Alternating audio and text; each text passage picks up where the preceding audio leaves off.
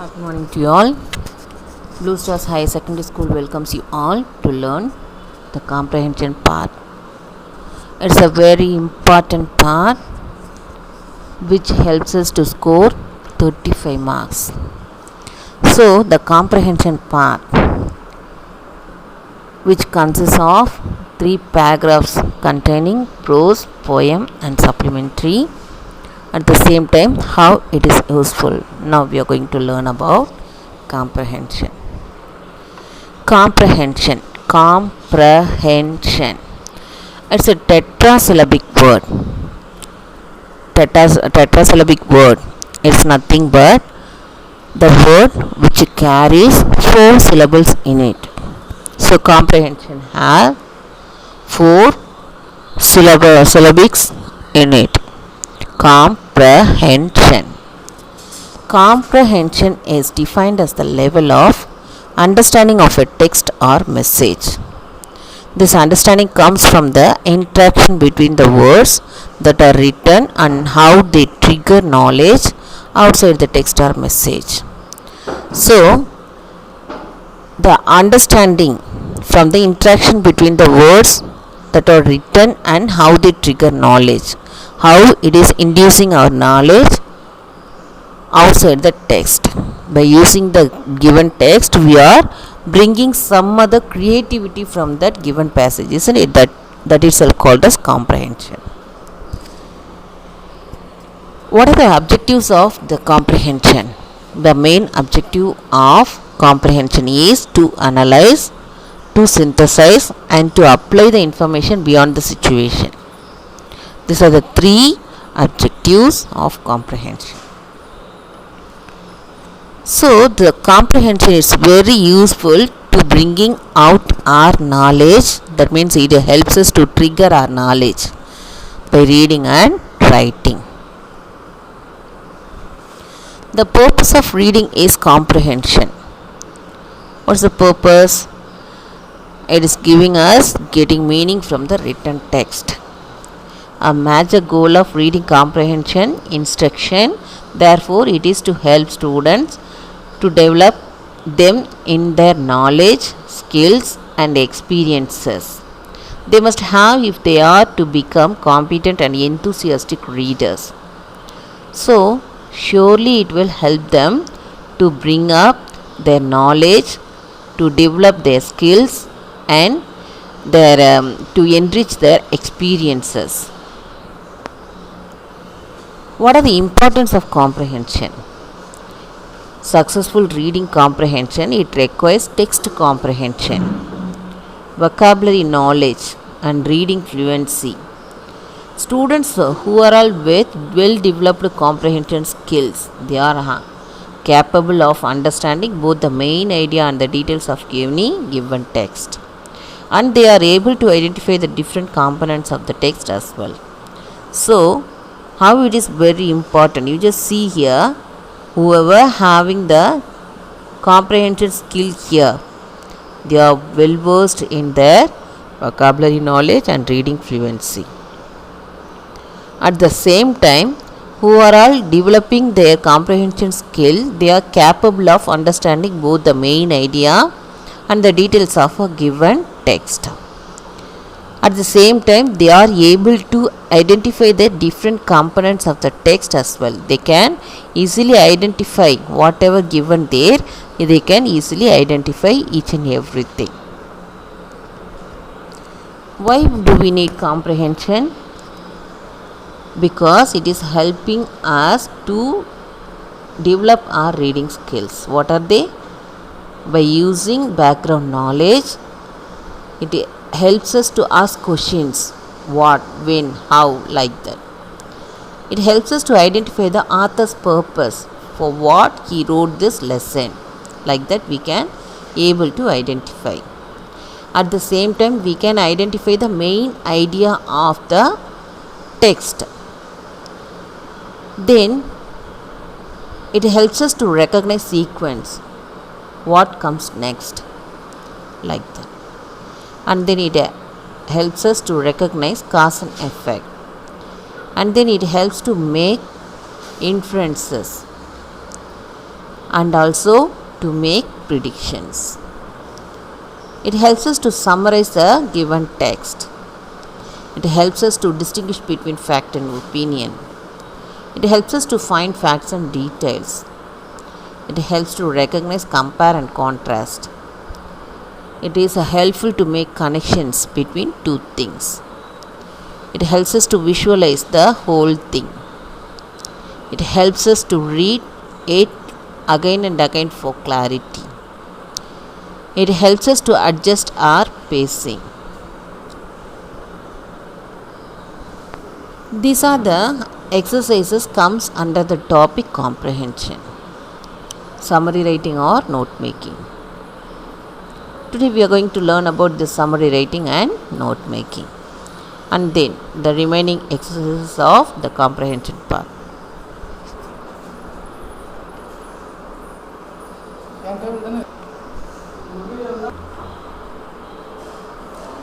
So it's containing the exercises in comprehension part, summary writing and note making, biographical sketch, report writing, responding an advertisement or curriculum vitae, article writing, proverb expansion, hints developing, spot the errors, prose comprehension, poem comprehension, semantic field matching, letter writing. First of all, we are going to learn about the summary writing and note making today.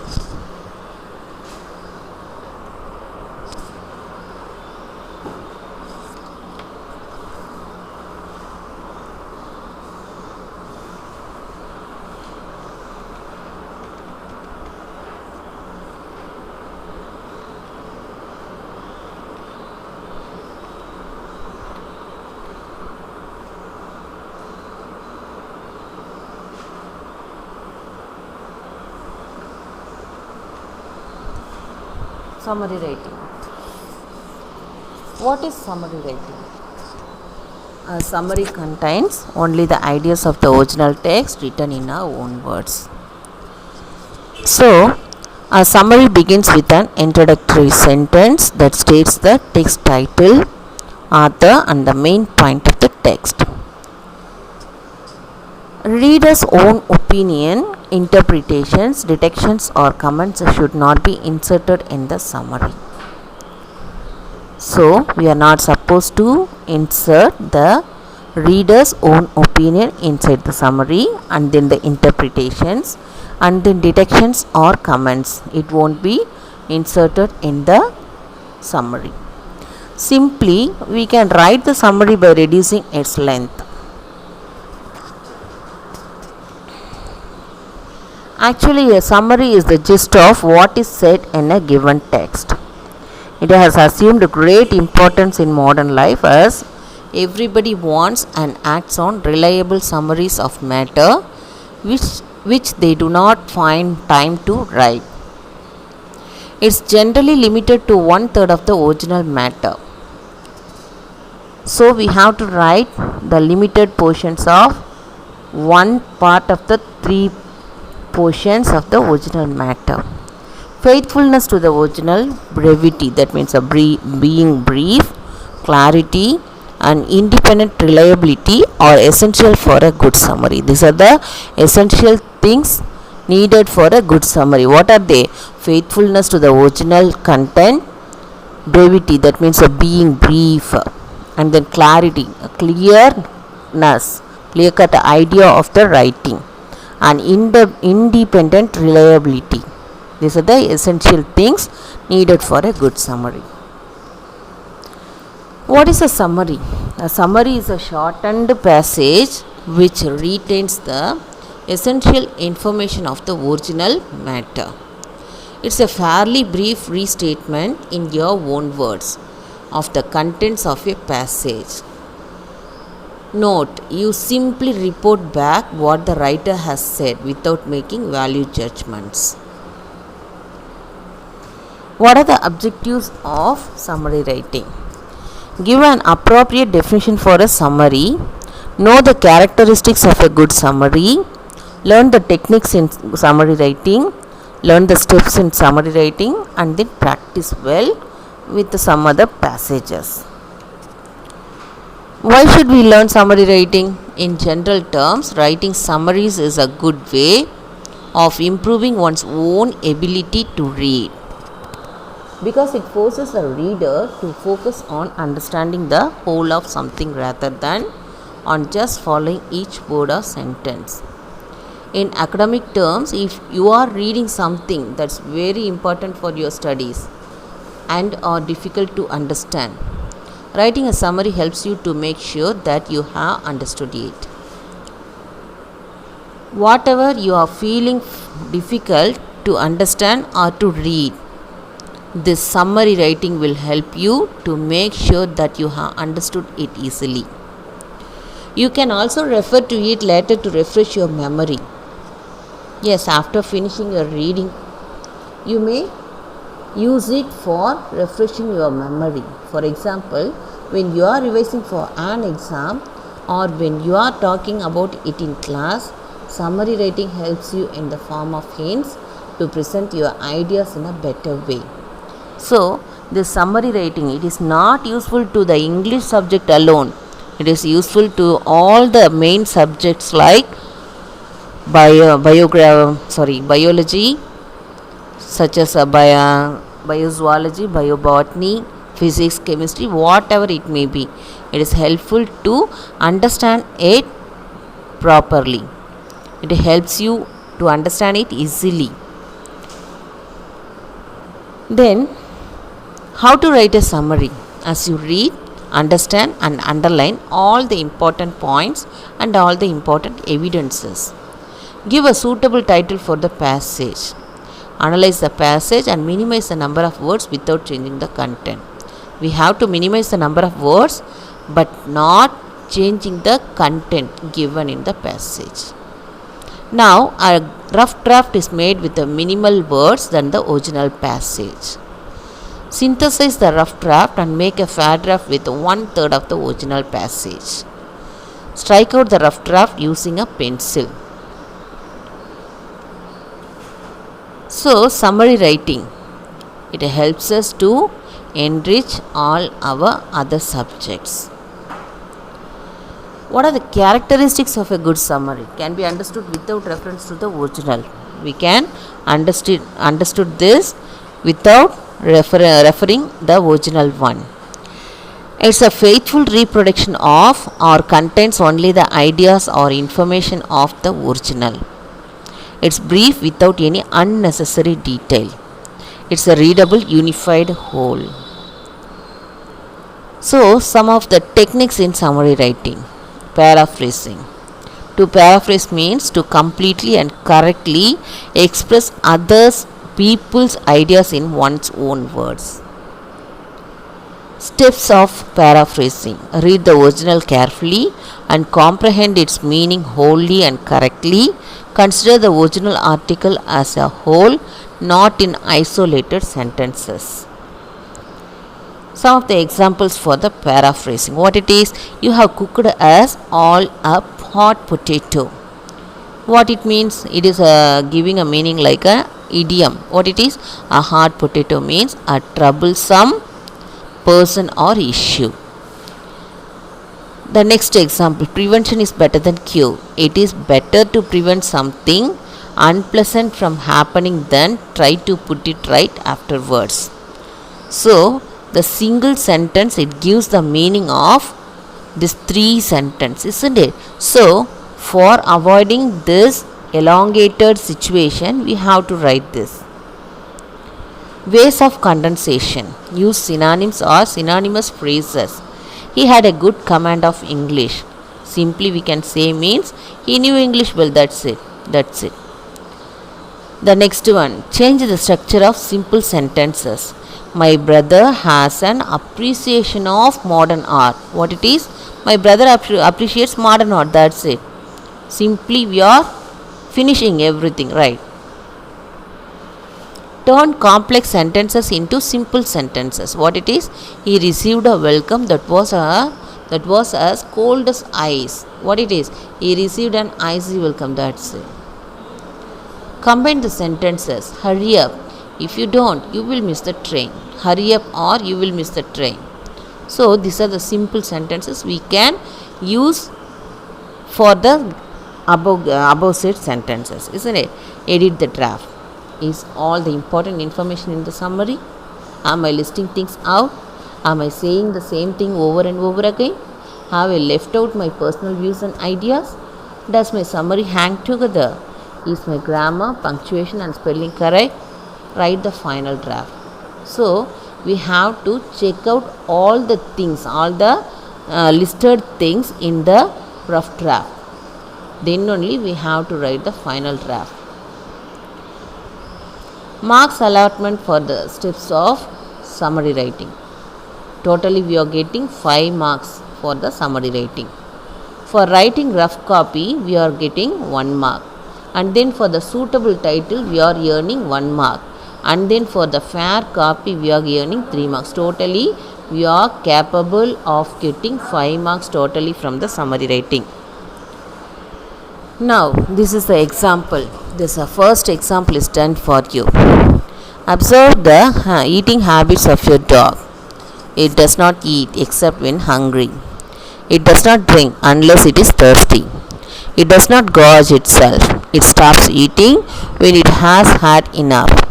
A dog also sets a perfect example of adaptability. If it is moved to a strange place, it is able to adapt itself to that place and to its thousands peculiarities without a murmur of complaint. It is able to learn and adapt to a new family's ways and customs, is quick and ready to please. Man, being accustomed to comfort and wealth, will be lost if suddenly stripped of all he is accustomed to. A dog also teaches us a thing or two about unselfish love. When a dog knows death is approaching, it tries with its last vestige of strength to crawl away elsewhere to die. In order to burden its owners no more, a dog does things with all vigor. However, when there is nothing to do, it lies down and rests.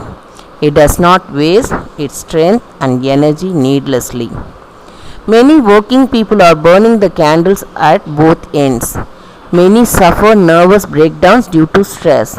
Perhaps they should learn to rest like a dog does. A dog, above all, is truly man's best friend. It's a rough copy.